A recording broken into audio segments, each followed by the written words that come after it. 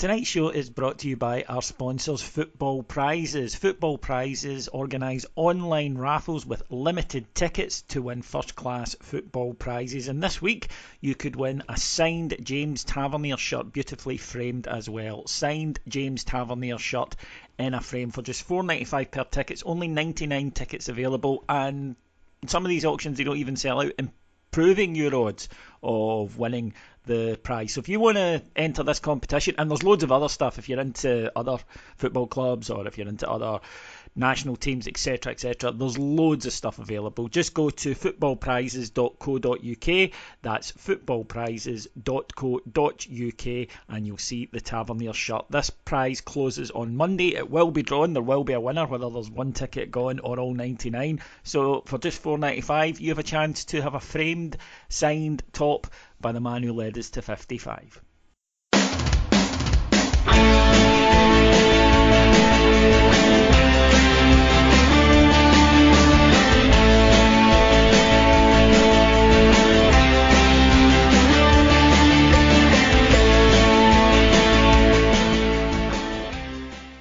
Good evening and welcome to your second free Heart and Hand show of the week. I'm your host Adam Thornton, and on tonight's show we will look back on Thursday night's match in Prague as Rangers lost 1-0, and quite disgustingly a number of players including Glen Kamara were booed throughout the game by Sparta fans.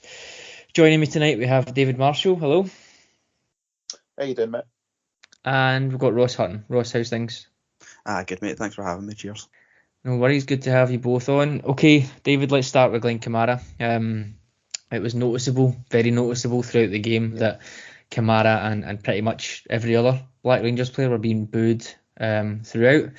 As the manager said post-match, there shouldn't have been anyone in the stadium to begin with, as Sparta Prague were supposed to have been punished for another racist incident in the last home game. But it was essentially a full house, the manager said, and I think for me the galling thing is that the vast majority of fans in there were school kids. It's just unacceptable that this happens again in its entirety. But with another team from Prague, you can't help but think there's an issue there.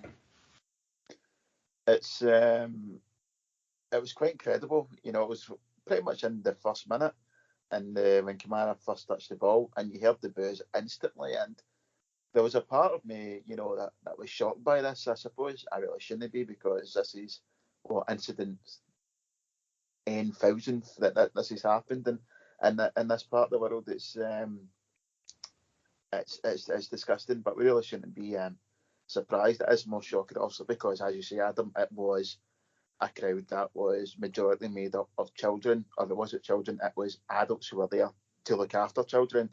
These kids aren't doing this off their own back. They have been told to do this. They have been educated is not the right word, but they've been trained to boo these to boo Glen Kamara, to boo our black players that we had playing for us last night, and it's disgusting. And once again, you know, the blame for this falls solely at the feet of UEFA, for one, allowing these clubs to continue to play in the competition in the first place, but for banning their own fans from their stadium and then letting people in there in the first place. This is UEFA's fault 100%, and we'll play another team from this part of the world again, Adam, and probably having this conversation again, because I have absolutely no faith in UEFA to do anything about it.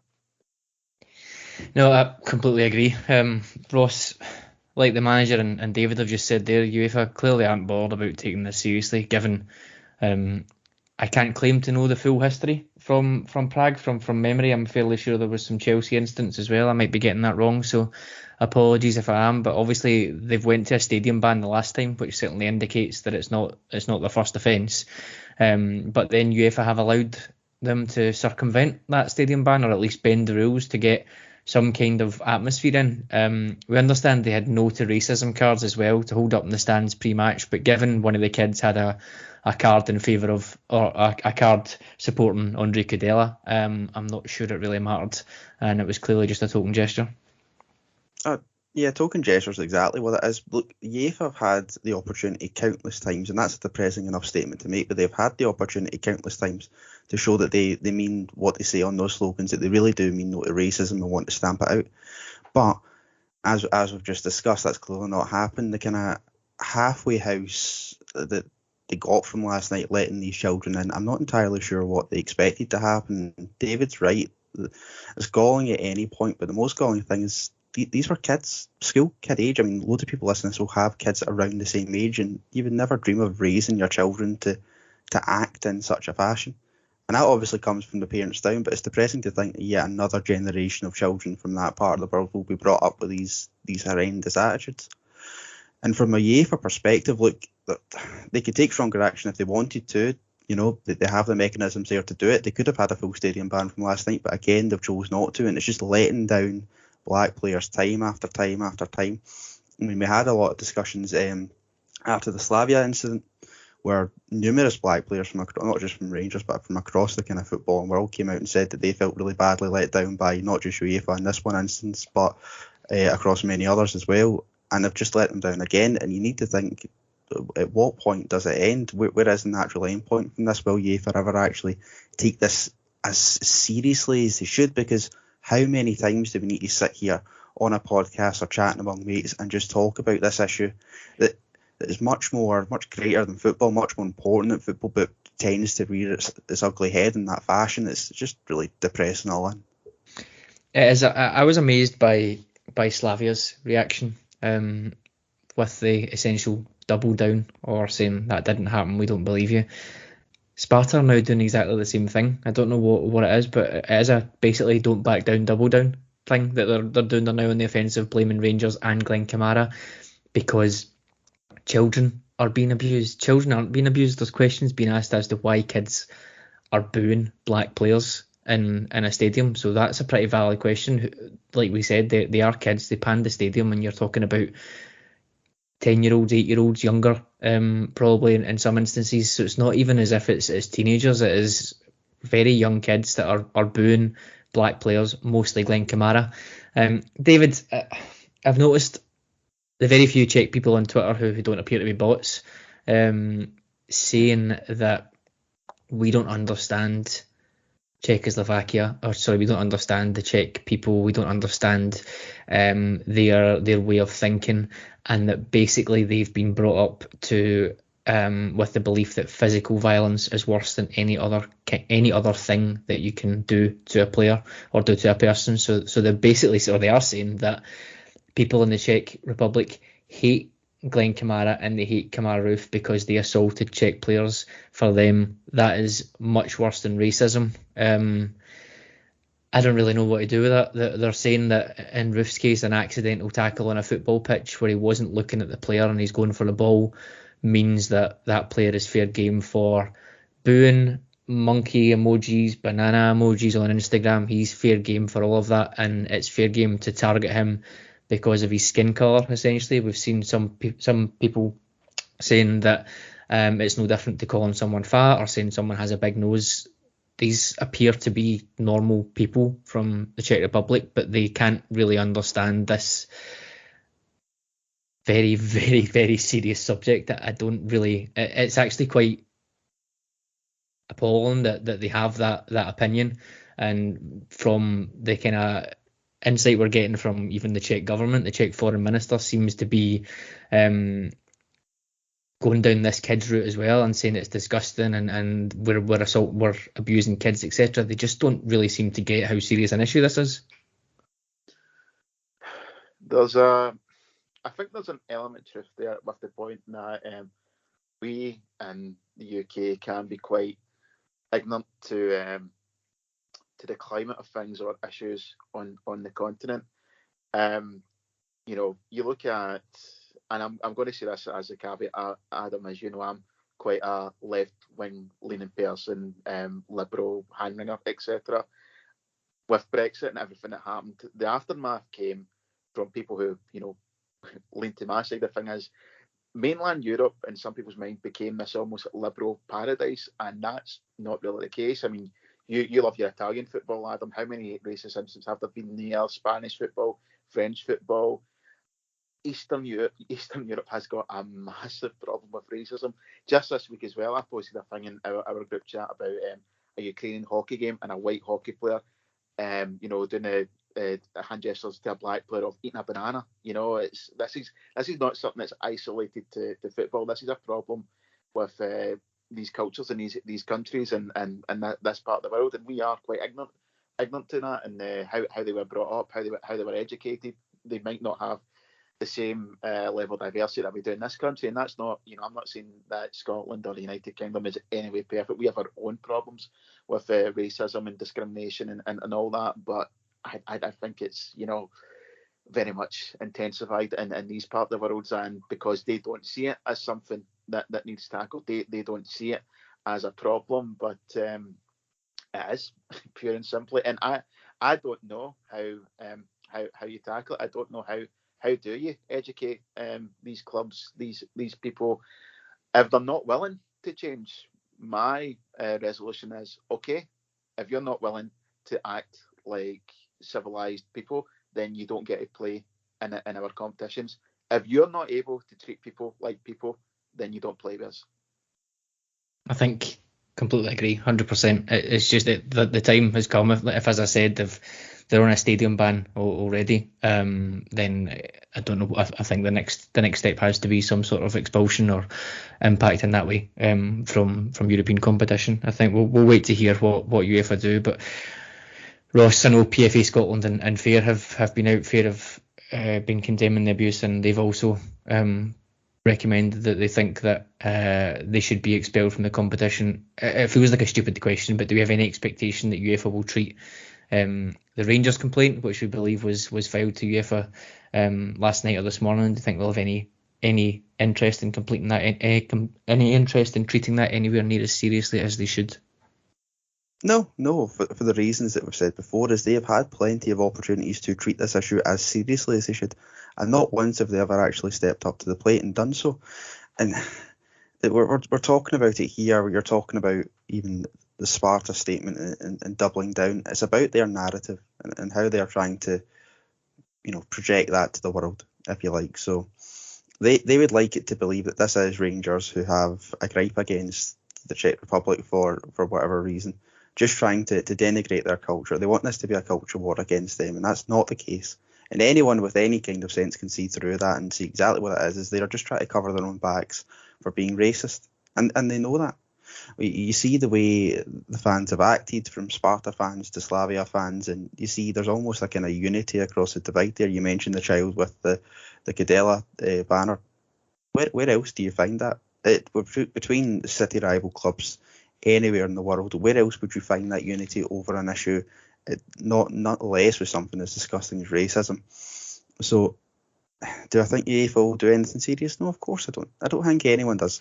I'd love them to surprise me. I really would. I'd love them to knock my socks off and give Sparta Prague a full European ban, but they don't, and they won't, because for some whatever reason it's not seemingly in their interest to tackle racism with the same severity that they should. I just went and checked there because I wasn't want to go and accuse Sparta Prague of racism against a club that they didn't do, and I had thought it was Chelsea, but it was actually Arsenal in 2005 who played Sparta Prague, with part of the Sparta Prague stadium being closed because of their supporters' racist chanting. So that's 16 years ago. This was happening, and it doesn't, in this specific stadium, and it doesn't look like it's getting any better. Steven Gerrard said today at the press conference for Hibs, "I'm fully aware now, having watched the game back with audio, and I'm actually quite surprised I wasn't aware of it during the game. Spoken to Glen, that conversation will remain private. Glen's okay. I'm sure he's disappointed just like me. Now it's time for the authorities and the club just to step in and take that away from us so we can focus on the game on Sunday. I've been told Rangers are going to take up with UEFA. I think that's already happened. I'll certainly be pushing from my direction to make sure that's the case." So no easy way to move on from this, but as has always been the case, Glen Kamara and all Rangers players have our backing, and we support them fully on this one. Ross, on to the game then. Starting line-up. McGregor in goals, back after 2 games out. Tavernier right back, Barisic left back, Balogun and Bassey in the centre of the fence.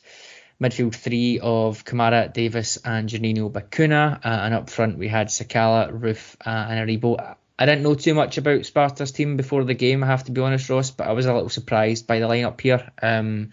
My first instinct would be to protect that centre-back pairing, so whilst I don't really like it as a combination, I would maybe have been inclined to go with Davis, Lundstram and Kamara as a bit more of a solid midfield three. But what was your immediate thoughts on the lineup? Yeah, I would agree with that fully. I mean, when we're in the position where we need to play Bassey at centre half, and look, he's played there before. I believe he played there for the Leicester under 23, so it's not a position that's totally alien to him. But it's far from ideal. I don't think even Steven Gerrard in his pre-match yesterday was trying to get anyone on that it's ideal to have him there. But, he could fill in. But I think in that position, even if you do want to go and try and get a positive result from the game, you do need to give them your first and foremost thinking, which is to protect them. So if we think of the midfield three that has worked so well for us in Europe, that Davis, Jack and Kamara trio, I think possibly the closest you'd get to that with Ryan Jack not being in there would be to put Lundstram in alongside Davis and Kamara, and you give that kind of extra layer of protection to that defence when you know they could be a wee bit ropey in those situations. That did pan out throughout the game, of course. So you give them that extra layer of protection, it gives you a wee bit of an extra peace of mind, and then you try and work the ball up to obviously your front line led by Sakala. I was a wee bit surprised with that lineup, to be honest. Obviously there's not really much you could do with the back four, but I would have liked to have seen them given just a wee bit more protection. And I think as the game went on, especially as we went behind and we went to try and chase to get the equaliser, they became more and more exposed, and I think the deficiencies of that kind of centre-back pairing, which everyone knows is not ideal and probably won't see again, but I think that got exposed quite badly throughout the game. It did, and we'll come on to that. Marshall, I thought we did okay for the first 20 minutes, if I'm putting my positive pants on. Not great by any stretch, but showing some decent combinations. There was that decent chance for Aribo from a corner. I think it was cleared off the line. Maybe the keeper would have been covering, I'm not sure, but certainly the defender headed that away. He's really good at those runs across the defender at corners, isn't he? We get a lot of opportunities from them, and obviously we got the goal in January against Celtic. That is one thing that he's very, very good at, and hopefully it's something that we can take advantage of in future, but it just wasn't to be on this one. Yeah, well, much like any other time I've looked a pair of pants off, I'm finished in 20 minutes, much like Rangers were last night. Yeah, it's that's what I think was really disappointing. We started fairly well, and that game felt like it was there to be got at. It was there for us to win or get a decent result from. I thought the front three offered nothing. I think it was the right idea in theory. I thought that worked quite well. I thought Sakala's pace could help us here, and he did have that chance early doors when he was running through, and I think on another night that would have paid dividends for us. But he got very, very little support from beside him or in behind him. We again just in attacking sense we look so predictable, so easy to deal with, and blunt was the word I used last night. I think that's fairly accurate to be honest. I'll be brutally honest here. I didn't expect us to win last night before the game. I actually said during the week to you guys that I thought we were going to get beat. You can't just turn on for them, and when you're going up against a better team, you're going to get punished. I think the way we're playing at the moment will do us okay most of the time in Scotland. I'm sure we'll talk about that more when we talk about Sunday's game, but we need to do more against these against the better teams when we come to play in Europe. We just can't expect to turn up because we don't necessarily have a far and away better team in paper than the teams we're going up against. Our natural talent isn't going to see us through. We need to do better, or this is going to end up as a very painful campaign in Europe. It absolutely is. Ross, like we said there, I did think Aribo and Sakala were linking up quite well in the early stages. That ball through for Sakala that Marshall mentioned, pretty much our only other chance of the half and arguably the game. Sakala obviously has bags of pace and enthusiasm. He was chasing everything possible, but it was all just a bit erratic. Like David said, he didn't have much support from the other team, and I think that really from the others in the team, and I think that really showed, particularly with how he's pressing the ball. he's the only one kind of going and running and breaking the defensive structure. So Sparta were able to kind of play around them pretty easily. I don't think Aribo, Hadji and Roof were really on it in terms of making sure that they were doing their best to get up and support him, and I think that was the issue. He kind of looked isolated. He looked like he was just trying his best to get any kind of scraps, but it was the support round about him that I thought was lacking as well. Yeah, look, I like Fashion Sakala. I think there's a lot of kind of raw talent there, but he is the kind of guy who would chase down a lost cause just to make sure it is indeed a lost cause, isn't he? He kind of, you get a lot of endeavour from him, which we as fans like to see. I don't think you'll ever. How long till he's described as a headless chicken by our fans? I'm surprised it's not happened already, but yeah. Wait till we talk about Sunday. I'm joking about that. I'm joking. You get a lot of endeavour from him. I think there's a lot to like in that respect. And in those kind of games last night where you think you might get a wee bit more room in behind, you would like him to try and make that difference. But if he's going to be able to do that, you need to see a lot more of what happened in the first half, as you mentioned, with that Aribo ball through. Now, in Scotland, I think it's going to be quite a different story for Sakala because we simply don't get that kind of room in behind. It's just against, almost all the teams we play in Scotland, maybe barring the one that we play on Sunday and, of course, Celtic, we're not going to get that amount of space. But in Europe, we often do. But if you want to be able to kind of use that explosive pace and actually utilise him to the fullest of his ability, you need to try and give him the service, and he was absolutely starved of it last night. So he had to try and do a lot of that extra running to try and almost fashion excuse the pun, fashion chances for himself. But when you're not going to be able to provide him with that level of service, I'm not entirely sure what you expect him to do. He's not a Morelos style player where he can just rampage through a defence. That's not his game. It's never going to be his game, just purely because of the player that he is. So if you're going to play him, you need to be able to get the actual link up to him well, which he does do. It does do well in spells. But as I say, if you're not going to be able to actually give him any type of service, then he's on a bit of hiding for nothing.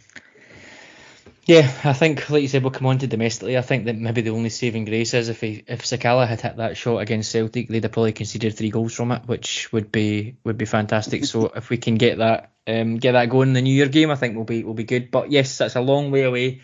Just now, defensively, we were really poor throughout, but I felt like it was in different ways in both halves. In the early stages, I thought Bassey and Tavernier were very, very sloppy in possession, giving the ball away in key areas, constantly playing into the middle of the park and either slipping or just being way off it with a pass. And the gaps were very, very evident in the middle of the park. As we mentioned, possibly Lundstrom coming in there to shore things up might have been a good approach. Sparta had a good chance, which McGregor saved well after they found loads of space in the centre again through a bit of a slip by Bassey. They had that shot.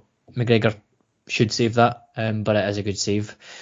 The goal, Marshall, I think, given how poor Bassey seems to be in the air and how little height we had in the team, other than Balogun, was maybe an expectation that set pieces would be an issue for us.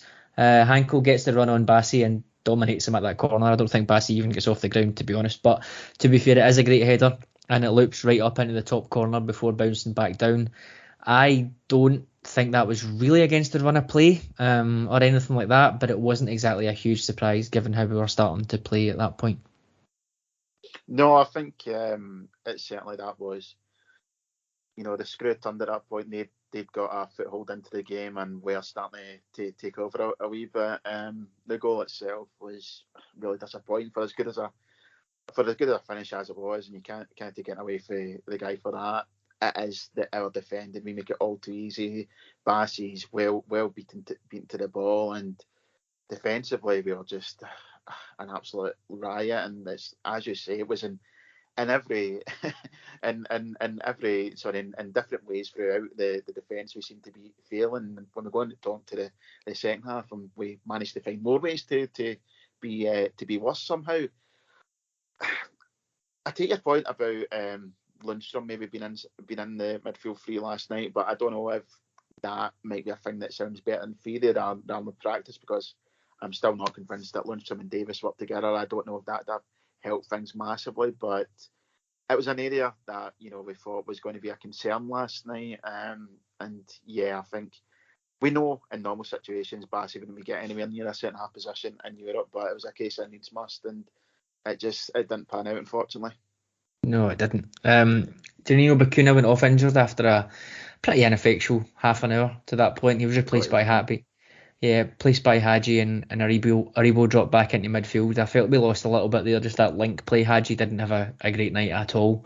And I think Aribo has that kind of link between midfield and attack, maybe just didn't quite work as well when he was a bit deeper back. Kamara picked up a booking just before half time. David, I'm going to stay with you. I'm interested to get your thoughts on this. That looked like obstruction to me and blocking the player with his legs, like a bit of a professional foul, but I've seen a few people saying it was possibly a harsh yellow. What's your thoughts on it? Initially, I thought it was a foul. On second viewing, I'm not quite sure if he meant it, but as it was in real time, I thought it was. If it's a foul, it has to be a booking there. So I can understand why the referee booked him for that one. Yeah, we'll come on to the referee a little bit later on. Don't you worry about that. So into the second half, and things start to get a bit more erratic for me. I think Sparta sensed the weakness in the centre of defence, and they moved Lozek into the central areas much more than he'd been in the first half. He was out in the left wing for most of it, and I thought he was able to do loads of damage in there. We're playing a high line anyway, so to kind of squeeze the game. But then obviously after conceding the goal, we try and push up even more in an attempt to kind of hem Sparta in to get even just a one goal back. But the defence just all over the place, Ross. The gaps right through the centre for me are inexcusable at this level. Just absolutely zero positional sense or awareness of danger. I think Balogun looked really tired, to be honest. I was banking on him to be able to hold that together and talk Bassi through the game, but he looked like he was a wee bit jaded as well, so that wasn't great overall last night. Big worry for Sunday, and then if he's going to be in international duty again over the next couple of weeks as well, that's potentially a bit of an issue too, Ross. But overall, defensively, starting that second half, I thought it was a bit of a comedy of errors. Oh, it was criminal. Absolutely criminal and quite painful to watch. Actually, I mean, look, we have not had our troubles to seek defensively this season. We've been a wee bit of a riot, especially coming off the back of a record-breaking defensive season last season. But at that level, 9 times out of 10, and last night, for God knows how, we didn't get punished for it. But at that level, if you want to defend as in a kamikaze style like that, you're going to get punished for it. And look, Sparta could have been 2, 3, 4 goals ahead just with the amount of clear-cut chances they created. And I agree with you what you said. Look, Bassey's a young player coming into the centre of defence. He has his own kind of difficulties in terms of his heading ability, which I think you've discussed. But you would like the senior pro there, Balogun, to be able to kind of talk him through the game. On the other flip side of that, in that kind of defensive pairing, the usual defensive pairing of Goldson and Balogun, it'd be Goldson doing all the talking. I'm not entirely sure Balogun's that kind of player. And you're asking him to kind of step up into that, almost like the vice captain's role, to be honest, and how he leads that back four. It's not going to happen. And we were exposed time after time after time, especially when, as you say, we're trying to push up the park to actually get an equaliser. And it could have been a lot messier than what it actually ended up on the score sheet. It's not something we'd like to see again. And as I've said throughout, it's not an ideal pairing. We're all really aware of that. But at that level, it's just absolutely criminal. You can't defend like that. No, I think Sparta cut through at least 5 times, cut through the defence. It was really galling to see, actually. We couldn't even play through the centre either, as like I said, they closed off the middle. It wasn't sticking with the front three when we did manage to get it through, and it felt like those balls through, just it was constant for a good 15 minutes or so.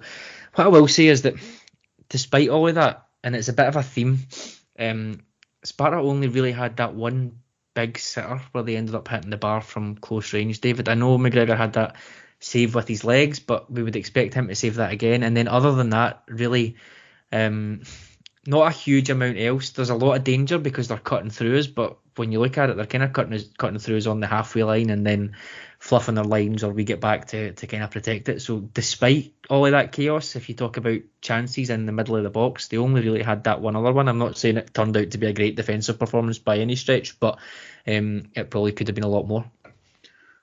I think that's kind of the point, though, isn't it? Because this is a team that's better than most of the SPFL fodder that will play every week. It's not a great team. We have beaten far better teams in Europe under Steven Gerrard. I think that only adds to the frustration, to be perfectly honest, Adam, that through times last night we made in European terms a pretty average team look good. And I think just to kind of underline that point, when you look at the XG from last night, it's nothing spectacular there either compared to what we actually seen with our eyes. I think, looking at the kind of football app as I like to do, Sparta only had an XG of 1.15. Now, considering the absolute battering they gave us in terms of cutting through defence, that's nothing remarkable. So in terms of the actual quality of chances they created, they had that one absolute massive sitter, like you said. How they don't score that, I've got no idea. But in terms of the quality of chances we conceded, that's maybe something to talk about, to be fair. That wasn't as great a danger as what it maybe appeared like at the time. But as David rightly said, that just adds to the frustration because they're not that great a team. We have beaten better home and away. In Europe, we've fared far better home and away against better sides than that. And that just adds to the whole frustration around where Rangers are at the moment. If we turn up last night, we win. It's simple as that. Absolutely. I think when I mentioned that was a theme, it is a theme. Like, you think about the goals that we've conceded, even in Lyon, even against Lyon, the goals that we conceded, one of them's an absolute worldie, and then the second one is a pinball goal that can go anywhere. And there's a lot of mistakes in it, but a little bit of luck at the key moment, and that ball doesn't go in. St Johnstone and Motherwell, defensive lapses, and they kind of get, in Motherwell's case, the guy gets the break of the ball and gets it in the net. In the St Johnstone game, fair enough, it's really poor, but it's not like an onslaught of chances. It's unfortunate in key moments we make really bad decisions and we get punished for them, but it's not as if we're getting absolutely ripped apart in the penalty area and fending off loads and loads of chances. I'm not saying it's a positive at all, but as David said, I think if we play anywhere near our best, then we get at the very, very least a draw and probably feel quite unlucky about it. It is the thing though, Adam, sorry, just to interrupt you there. If you are a Rangers defender though, you're not going to be pelted or peppered for 90 minutes, so you need to be turned on at all times. And you're right there is a theme going through defence at the moment with the type of goals we're losing, and even not seeing goals. How many times right now are we getting caught out by simple long balls over the top, for example? Yep, absolutely.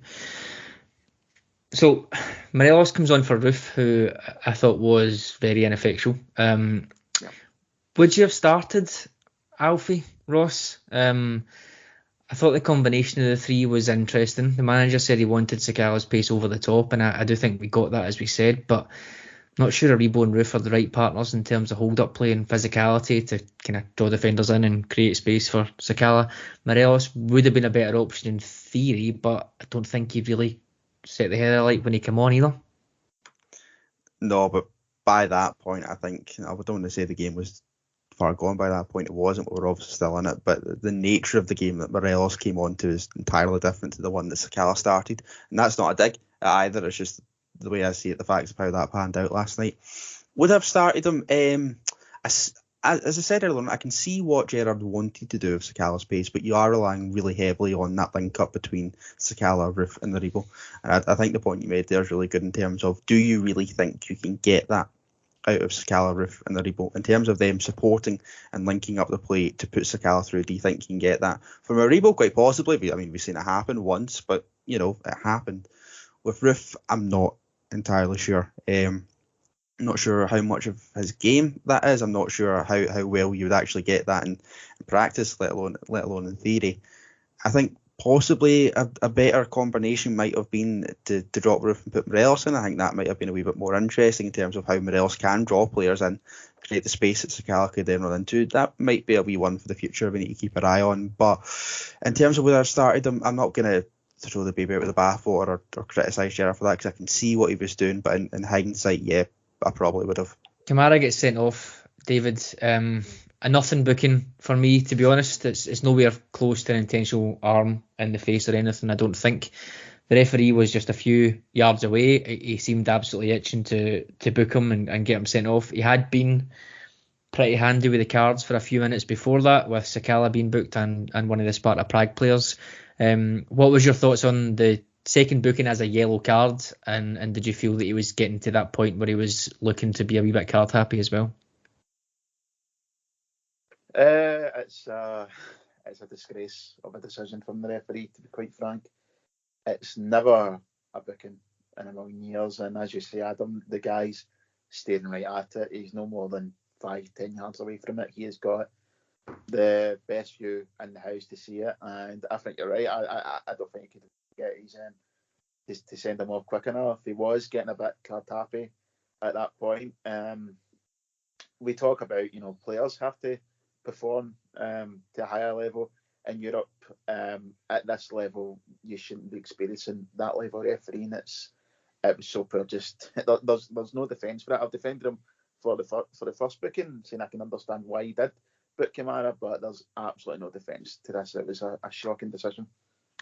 I just feel sorry for Kamara because it's a nothing situation, and the referee has given. I mean, I'm not sure the referee is going to be aware of the full context around everything and why the stadium was booing Kamara. Maybe he will have been. I don't know. Maybe I'm doing him a disservice there. But to give the Sparta Prague fans that moment with Kamara going off, I thought was really poor. I think it was pretty ignorant of the referee if he wasn't aware, to be honest. I think if he wasn't aware, he should have. Yeah. I find it impossible to believe that you would go into that environment with the same people that share the city with them and a culture like that and not be aware of it. Now, look, maybe he was aware and decided to do it anyway, which is pretty galling. And that if it's a genuine second yellow, then yeah, whatever it is, that's football. But to do it for that is absolutely ridiculous. But if he's not aware, then that's criminal, absolutely criminal on his edge. He can't be doing that. Trying to give him the benefit of the doubt, but I think if I wouldn't want him to not send someone off out of sympathy or anything like that, because I don't think Kamara would be happy with that, and I wouldn't be happy with it either. But I just think in terms of that, just use your common sense a little bit in that situation, and regardless of that, just referee the game properly, because it wasn't a yellow card. End of story. With that, really, our night was over. We did have the ball in the net at one point, but Sakala was offside. Overall, really poor from Rangers in defence, but also not much to write home about in attack. It's a theme, David. We mentioned those balls over the top and us conceding goals. We're not creating chances at all right now, and that to me is a bigger concern, because if we can create the chances early doors and we can get 2 goals up in these games, not necessarily in this game, but more domestically, the chances that teams are getting just aren't an issue. That's it. And you're waiting for that spark, aren't you? Just where we're going to kick on and the form's going to come. But,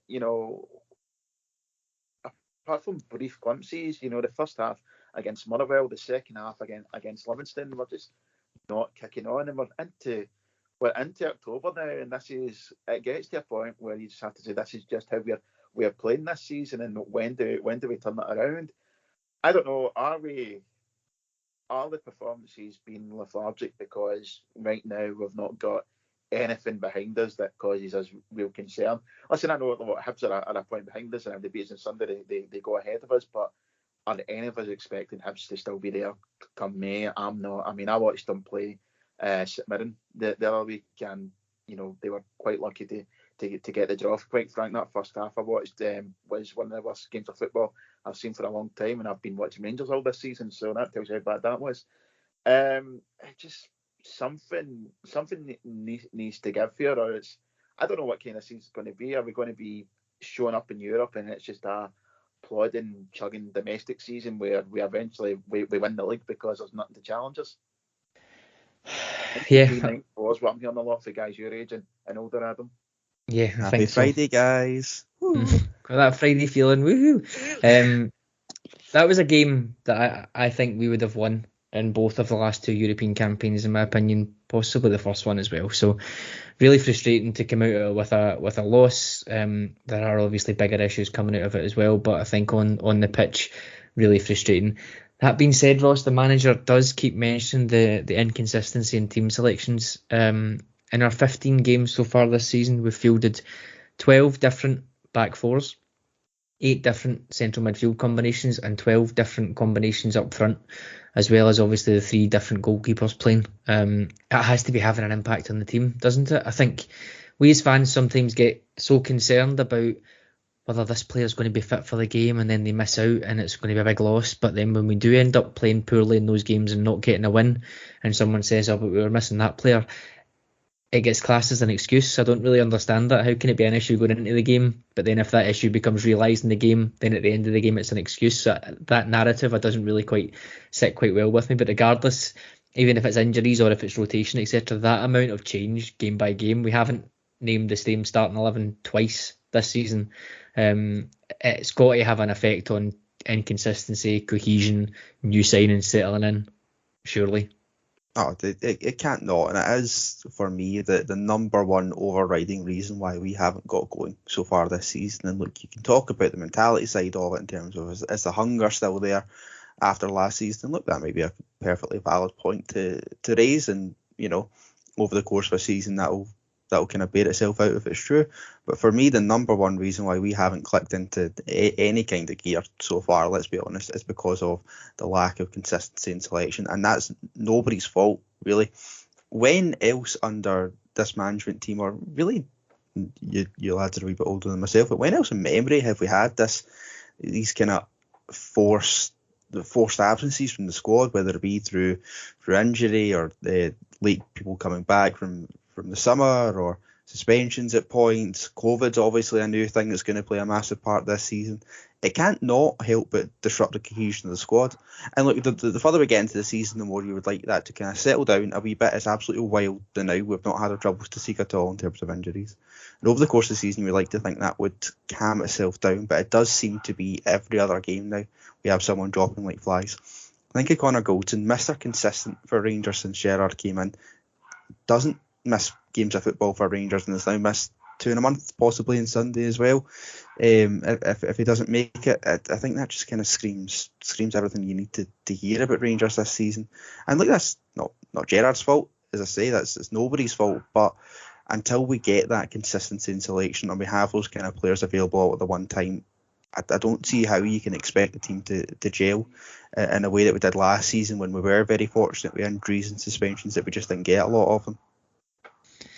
Looking ahead to Sunday's game then, Marshall, quick turnaround again to get ready for what I think will be a good game. I kind of agree with yourself. I think it's maybe unlikely that Hibs will keep pace at the top of the league. Maybe more likely that they'll finish second, but that's another debate, not for this podcast. I don't think anyone can possibly predict a starting 11 right now, but you imagine Morelos and hopefully Goldson can come into the starting lineup, Marshall? Yeah, I mean, certainly in terms of Goldson, I hope so. I mean, he's not been at the level he was last year so far, but still, for me, he's still a 1A centre half. The rest of the team, as you say, it's any money at this point. It could be anything from there onwards. Are we even convinced that the McGregor will start over McLaughlin come Sunday? I don't know. The team at the moment is really, really hard to predict. I think that is adding to our inconsistency. As Ross says, I don't see how it's not just not being able to get settled in position, settled into a rhythm. I think quite a few of the team have, went up to the greats of fitness come the start of the season. I think that's probably a bigger discussion for another pod in terms of how our pre-season was handled. But yeah, I mean, if Alfie's fit, I think he's play. I think if Golson's fit, he'll definitely play. But other than that, Tav, and that would be my only fee I could comfortably predict right now.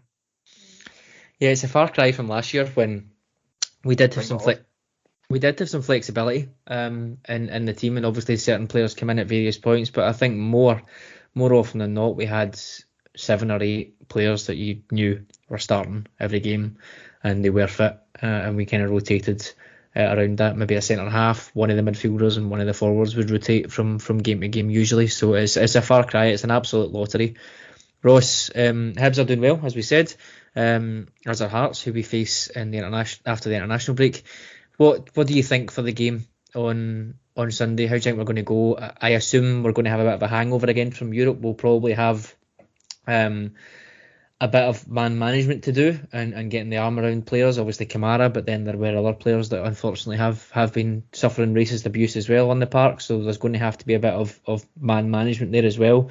I'm not sure I really expect us to get the energy back into the team that we've been missing in this game, but how do you think it's going to go?